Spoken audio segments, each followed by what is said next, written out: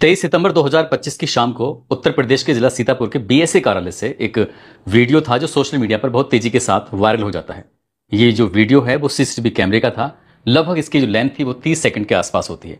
इस वीडियो में जो दिखाया गया था वो कुछ ऐसा लग रहा है जैसे बेसिक शिक्षा अधिकारी अखिलेश प्रताप सिंह अपनी कुर्सी पर बैठे हुए हैं, उनके ठीक सामने एक शिक्षक खड़े हुए हैं, बाहर में एक और कर्मचारी खड़ा हुआ है।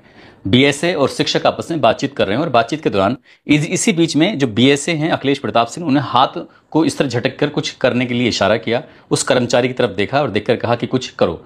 ऐसा लग रहा है देखकर जैसे कि गाली दी जा रही है, ऐसा लग रहा है देखकर जैसे उस शिक्षक के बारे में कुछ स्पेशल बात कही जा रही है। शिक्षक को इतना ज्यादा गुस्सा आता है, उनके हाथ में एक फाइल होती है, फाइल को उठाते हैं और पटक के बीएसए के सामने रख देते हैं। जैसे वो रखी जाती है उसके बाद फिर 2 कदम पीछे हटते हैं और 2 कदम पीछे हटने के बाद अपनी बेल्ट निकालते हैं और बेल्ट निकालने के बाद उसे जहां लोहे का कुंदा होता है उसकी तरफ से पकड़ते हैं और पकड़ने के बाद 1 2 3 4 5 6 सेकंड का समय था और 5 बार बेल्ट मारी जाती हैं।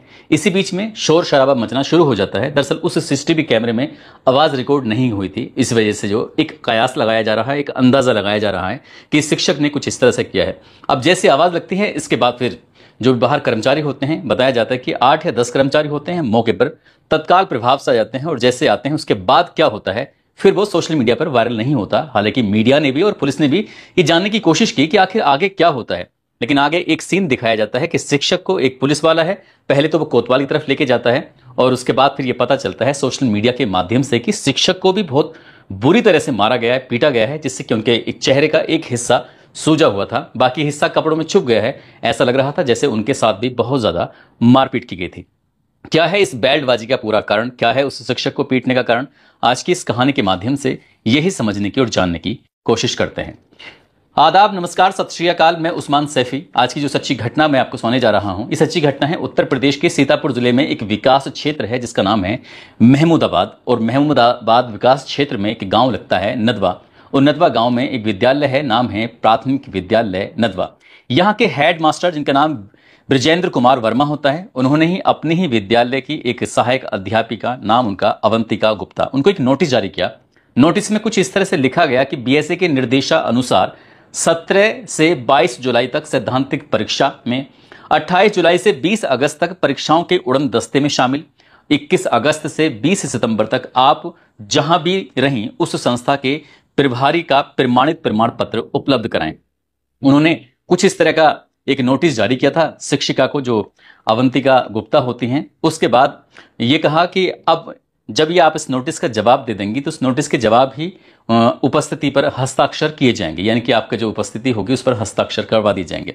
जब इस तरह की बात होती है तो ये नोटिस जो अवंतिका गुप्ता को दिया गया था ये सोशल मीडिया पर वायरल हो जाता है। अब जब वायरल होता है तो इस टीचर को कुछ अपनी इंसल्ट फील होती है, अपमान लगता है, उससे गुस्सा आता है। उन्होंने बस अपनी ताकत का, अपने बल का, अपनी जानकारी का प्रयोग करते हुए बेसिक शिक्षा अधिकारी अखिलेश प्रताप सिंह को एक पत्र जारी कर दिया, लिख दिया, और पत्र में लिखकर अपनी समस्या गिनाई। अब समस्या गिनाने के बाद बताया गया कि कुछ इस तरह से अपमान किया गया है। यही नहीं, एक हेलोपारा ग्राम के फूलचंद सिंह होते हैं, उन्होंने वित्तीय अनियमितता की शिकायत की थी। ये तारीख थी 24 जुलाई की। और इसके अलावा आरटीई यानी कि सूचना अधिकार अधिनियम 2009 के तहत कंपोजिट ग्रांट के आय और व्यय का ब्यौरा भी हेडमास्टर से पिछले दिनों मांग लिया गया था। पहले 3 साल का मांगा जाता है और 3 साल का जब दे दिया जाता है तो लगता है कि शिक्षक तो ये फंस नहीं रहा है और इसे फंसाने की कोशिश की जा रही थी। फिर 10 साल का ब्यौरा मांग लिया जाता है। शिक्षक ने पूरी ईमानदारी से, जैसे विद्यालय में आते हैं जाते हैं वैसे ही अपना 10 साल का ब्यौरा भी दे दिया। ब्यौरा दे देते हैं, लेकिन शिक्षक अपनी जो एक ईमानदारी पर, या फिर कह सकते हैं ईमानदारी की भी एक ठसक होती है, उस पर जमे हुए थे ब्रजेंद्र कुमार वर्मा और उन्होंने जवाब दे दिया था। इसी बीच में एक ऑडियो था जो अलग अलग रूप में वायरल हो जाता है। वो अखबारों में भी इसका एक तर्जुमा टाइप का छपता है कि आखिरकार कैसा क्या वीडियो था। उसमें वीडियो में था कि अधिकारी पूछते हैं कि आपका नाम क्या है, तो शिक्षक अपना नाम बताते हैं और अधिकारी कहते हैं कि मेरे पिताजी के एक मित्र हैं, उनकी बेटी शायद आपके यहाँ पर कार्यरत हैं। जैसे शिक्षक यानी कि उधर से आवाज आती है, हाँ हाँ, वह शिक्षिका का नाम बताते हैं और अधिकारी कहते हैं कि वह भी हामी भरते हैं, हाँ उसी की बात कर रहा हूं। ये कहते हुए कहते हैं कि कुछ मेडिकल कंडीशन है इसलिए आपको बुलाया गया है, अभी कुछ दिन देखे रखिएगा, विद्यालय ना आए तो कोई बात नहीं। इस तरह की बात उन्होंने कही। शिक्षक कहते हैं सर ये तो बड़ा कठिन है। अधिकारी कहते हैं दिक्कत क्या है? शिक्षक कहते हैं दिक्कत यह है कि अभी मेडिकल है, फिर गांव वाले चरस बॉय हैं, यानी कि वो लगातार शिकायत करते हैं कि भाई तुम्हारे विद्यालय में मैडम है और मैडम आती नहीं है, सिर्फ आप ही आते हो, बच्चों की पढ़ाई नहीं हो रही है। इस तरह की बातें थी। आगे इस ऑडियो में है कि अधिकारी कहते हैं गांव वाले क्या कर रहे हैं, शिक्षक पूछ रहे हैं मैडम स्कूल क्यों नहीं आ रही हैं। ठीक है, दसियों लोग पूछ चुके हैं सर जी। अधिकारी कहते हैं आप उसी गांव के हैं। शिक्षक नहीं नहीं, मैं उस गांव का नहीं, विस्वा के पास का हूं। अभी जब यह हाल है तो क्या किया जाए, लड़ाकू गांव है। अधिकारी कहते हैं गांव की चिंता आप मत कीजिए, गांव की चिंता हमको करनी है। एक ऑडियो था जो ये वायरल होता है, दूसरा ऑडियो था जो अखबार में प्रकाशित होता है, वो भी वायरल होता है। उसमें कह रहे हैं अधिकारी आपसे जो कह रहे हैं वो आप करिए, गांव की चिंता आप मत कीजिए। गांव में शिकायत आएगी तो हम देखेंगे क्या समस्या है, गांव वाले क्या कहते हैं। शिक्षक पूछते हैं मैडम क्यों नहीं आ रही हैं। अधिकारी कह दीजिए मैडम जी मेडिकल पर हैं। शिक्षक वही तो हम बता रहे हैं सर, मेडिकल पे हैं, लेकिन बाद में क्या होगा, उनकी गाड़ी प्रधान के घर के सामने से गुजरती है। यानी कि मैडम जब एक महीने में कुछ दिनों में आती हैं, प्रधान के सामने से गुजरती हैं, तो प्रधान जी शायद ये हेडमास्टर जी से पूछते होंगे कि मैडम विद्यालय नहीं आती हैं। अब जब गांव के प्रधान जनप्रतिनिधि अगर इस बात को करेंगे तो जाहिर सी बात है जवाब तो देना ही पड़ेगा। अधिकारी बोलते हैं कि आप लोग टाइम से आते हैं, यानी कि अब शिक्षक पर कहीं ना कहीं दबाव बनाया जाने लगता है। शिक्षक जी टाइम से आते हैं, अधिकारी सेल्फी मांगना शुरू करें तो कल से सेल्फी मांगना शुरू करें। इस तरह से गुस्से में जो कुछ ऐसे सेल्फी मांगने की बात आती है, क्योंकि सेल्फी से मतलब यह है कि विद्यालय में जाना है, वहां टाइम डेट वगैरह सब कुछ आएगा और स्कूल का फोटो खींचते हुए अधिकारी को भेजना है ताकि देखो हम तो टाइम पे पहुंचे हैं।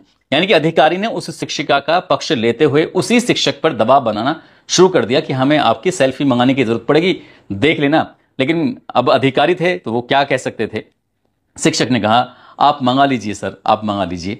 अधिकारी तुमको मैंने बुलाया है इसीलिए तुम कहानी समझा रहे हो। अब शिक्षक ने पर और भी ज्यादा दबाव बनाया जाने लगता है। अधिकारी पता है विद्यालय में कौन कितने बजे आता है। शिक्षक पे फिर से दबाव बनाया गया। शिक्षक नहीं आप शिक्षक कहते हैं नहीं नहीं आप सब कुछ कर सकते हैं। अधिकारी तो जब मैं बता रहा हूं आप मैनेज क्यों नहीं कर रहे हैं। शिक्षक सर ऐसा न करिए, हफ्ते में एक दिन आ जाएं, एक दिन रेस्ट कर लें, ये डेली वाला तो बहुत लंबा टाइम है। जब ये बात सुनी जाती है तो अधिकारी को थोड़ा गुस्सा आ जाता है। वो शिक्षक से कहते हैं कि ठीक है जाइए, कल से सेल्फी भेजिए, अगले एक साल तक एक भी मिनट देरी हुई तो सस्पेंड कर दूंगा। शिक्षक कहते हैं कि थैंक यू सर। इतना था। ये दो अलग अलग ऑडियो वायरल हो जाते हैं।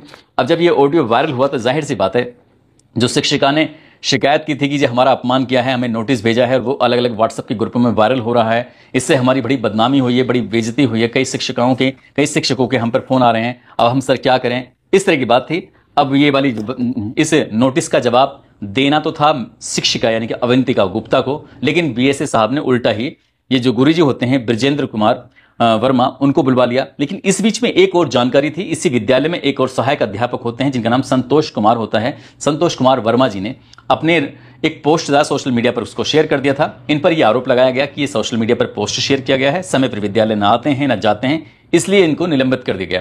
एक शिक्षक हैं संतोष कुमार वर्मा जो कि निलंबित हो चुके हैं, एक मैडम है जो विद्यालय आती नहीं है, और हेड मास्टर हैं जो पूरी ईमानदारी से अपना काम कर रहे थे। लेकिन उसके बावजूद भी अवंतिका की शिकायत पर जो विद्यालय के हेड मास्टर हैं विजेंद्र कुमार को 23 सितंबर 2025 की दोपहर के बाद यानी कि 4:05 के आसपास बुला लिया गया। जब वो ऑफिस में पहुंचते हैं तो वहां जाने के बाद जाहिर सी बात है कुछ मैसेज ये दिया गया होगा कि जी वो नदवा के हेड मास्टर जी आए हैं, ठीक है अंदर भेजिए। अब यहां पर ये बात कुछ आगे निकल के ये भी आती है कि परिवार के लोग जब इनसे इस पूरे घटनाक्रम के बाद जब वो जेल चले जाते हैं, संपर्क किया जाता है, तो उन्होंने ये बताया कि साहब इन्होंने मुझे बीएससी ने गाली दी थी। जब गाली दी थी तो इतना गुस्सा आता है कि उसकी भरपाई करने के लिए उन्होंने फिर बेल्ट निकालते हैं और एक के बाद एक मारना शुरू कर देते हैं। लगभग 6 सेकंड में 5 बेल्ट मारी जाते हैं। हालांकि और भी ज्यादा मारी जा सकती थी, लेकिन पहले से वहां पर एक कर्मचारी मौजूद होता है जो पीछे हट जाता है। लेकिन जब शोर शराबा ज्यादा होता है तो बाकी टीचर भी मौके पर आ जाते हैं या बाकी कर्मचारी भी मौके पर आ जाते हैं और उस शिक्षक के साथ बहुत ज्यादा बुरी तरह से मारपीट करते हैं। और जैसी मारपीट होती है तो ये मामला न केवल सोशल मीडिया पर बल्कि इलेक्ट्रॉनिक मीडिया और प्रिंट मीडिया में बहुत ज्यादा सुर्खियों बटोरने लगा। एक्स पर यह वीडियो बहुत तेजी के साथ वायरल हो जाता है कि एक हेडमास्टर किस तरह से बेसिक शिक्षा अधिकारी जो जिले का सबसे बड़ा पद होता है उसके साथ मारपीट कर रहे हैं। बस इतना था कि अब चारों तरफ इसी बात की चर्चा होनी शुरू हो जाती है। शुरुआत में जब वीडियो वायरल हुआ तो ऐसा लग रहा था जैसे कि सारी की सारी गलती हेडमास्टर जी की है, लेकिन हेडमास्टर जी का जब पक्ष सामने आता है, जब वो जेल चले जाते हैं, तो उसके बाद फिर अगले दिन बच्चों को ज्यादा गुस्सा आने लगता है। ये 23 की घटना थी। 24 तारीख को विद्यालय खुलता ही नहीं है, उसका ताला लगा दिया जाता है। और जब ताला लग जाता है तो इस बात पर बच्चे अंदर नहीं जाते, ना ही विद्यालय को खुलने देते हैं और पूरा दिन हंगामा विरोध प्रदर्शन भी होता रहता है। इसी बीच में हालांकि बीएसए साहब ने कुछ नए शिक्षकों को वहां भेजा ताकि वो पढ़ाई कर सकें, और यही बात क्षेत्रीय विधायक उनको पता चल जाती है। तो 25 सितंबर 2025 को वो पूरे लाव लश्कर के साथ मौके पर पहुंच जाती हैं और पूछा जाता है कि चाबी कहां पर है। अब ऐसी स्थिति में जब चाबी मांगी जाती है विद्यालय की, तो चाबी वो उपलब्ध नहीं हो पाती है। तो विधायिका कहते हैं कि आप परेशान मत होइए, एक काम करते हैं, इसका ताला तोड़ दीजिए। 2 अलग कमरे होते हैं, इनका ताला तोड़ दिया जाता है। इस बीच में बच्चों ने जब विरोध करने की कोशिश की तो ये भी बात सोशल मीडिया पर बहुत तेजी के साथ वायरल होती है कि बच्चों के साथ अभद्रता की गई, उनके साथ बदसलूकी की गई, उनके साथ मारपीट की गई। हालांकि विधायक ने इस बात के आरोप को बिल्कुल पूरी तरह से खारिज कर दिया, बताया निराधार है, सिर्फ उन्हें बदनाम करने की, बल्कि स्कूल में राजनीति हो रही है, इस तरह की बातें थी। लेकिन एक वीडियो था जो बहुत तेजी के साथ वायरल होता है कि बच्चे बहुत बुरी तरह से रो रहे हैं अपने गुरुजी के लिए, ये कह रहे हैं कि उनको वापस लेके आइए, उनसे ही पढ़ेंगे, इसके अलावा हम किसी से नहीं पढ़ेंगे।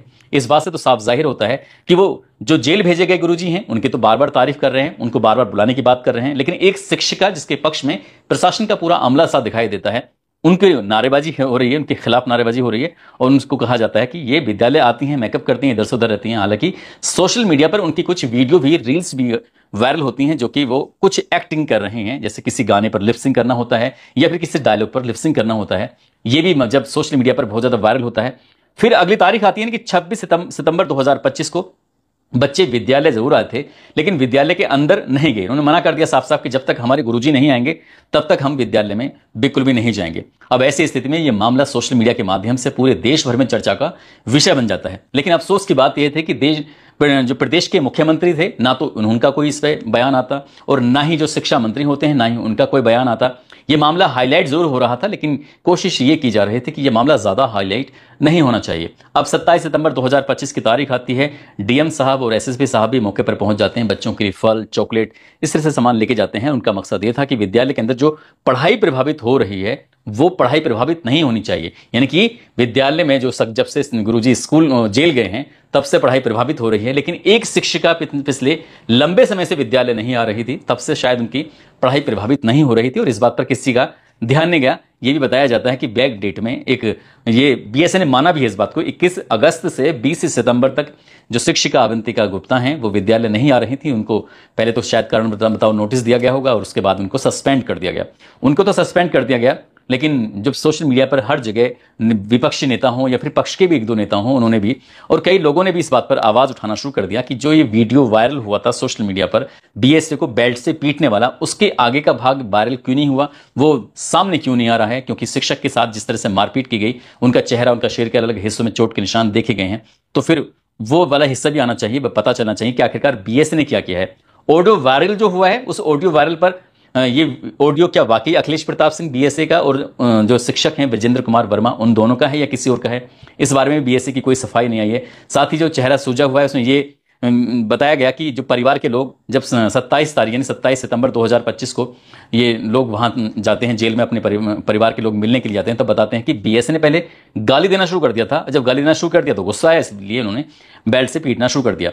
लेकिन बात यही थमती नहीं है। हालांकि बच्चों की पढ़ाई जरूर शुरू हो गई है, लेकिन शिक्षक संघ के अलग अलग संगठन, बार एसोसिएशन और देश भर से एक मांग उठने लगी कि बीएसए के खिलाफ भी एफआईआर दर्ज होनी चाहिए। उनके समर्थन में जो भी 8-10 लोग आए थे, वो कौन थे, कर्मचारी थे, शिक्षक थे, उनके खिलाफ भी एफआईआर दर्ज होनी चाहिए और एफआईआर दर्ज होने के बाद फिर निष्पक्ष जांच होनी चाहिए और निष्पक्ष जांच होने के बाद दूध का दूध पानी का पानी हो। एक ईमानदार अध्यापक अगर अपना काम पूरी ईमानदारी से कर रहा है तो उसके साथ तो कम से कम ऐसा नहीं होना चाहिए। मीडिया कर्मियों ने जब शिक्षक की पत्नी सीमा वर्मा जी से ये पूछा तो वो कहती हैं कि पहले तो 3 साल का ब्यौरा मांगा गया, उनके पति ने पूरा का पूरा ब्यौरा उपलब्ध करा दिया, तो फिर 10 साल का ब्यौरा मांगा गया कि 3 साल में नहीं फंसे तो 10 साल में तो फंसे जाएंगे। लेकिन शिक्षक अगर वो ईमानदारी की ठसक ना होती तो शायद वो मैडम के मामले में मैनेज करने को तैयार हो जाते, और इसीलिए वो मैनेज करने को तैयार नहीं थे और यही कारण था कि उन्हें बेल्ट से बीएसए को पीटना पड़ा। भले चाहे आगे कुछ भी हो, बीएसए साहब के टीम ने उन्हें पीटा है नहीं पीटा है इस बात का तो शायद कभी किसी को पता नहीं चल पाएगा, लेकिन अखिलेश प्रताप सिंह की 6 सेकंड में 5 बेल्ट जो मारी गई है ना, उस बेल्ट की गूंज शायद पूरी जिंदगी उनको याद रहेगी